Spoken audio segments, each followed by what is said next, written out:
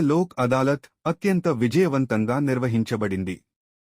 Principal senior civil judge మరియు chairman, మండల న్యాయ సేవా అధికార సంస్థ, శ్రీ ఎస్.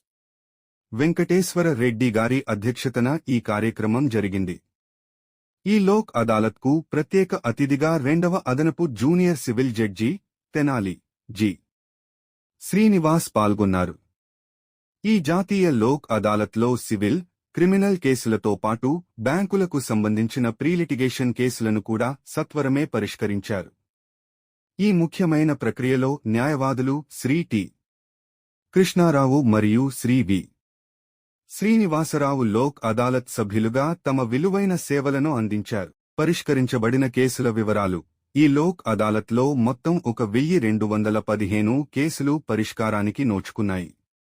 వీటిలో 29 సివిల్ కేసులు ఉన్నాయి.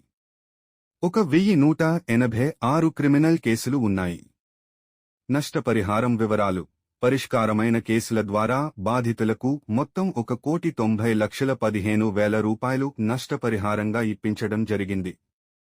ఈ కార్యక్రమంలో బార్ అసోసియేషన్ అధ్యక్షులు శ్రీ మేకా పూర్ణచంద్రరావు మరియు పలువురు న్యాయవాదులు, కోర్టు సిబ్బంది, పోలీస్ అధికారులు మరియు భారీ సంఖ్యలో కక్షిదారులు పాల్గొన్నారు.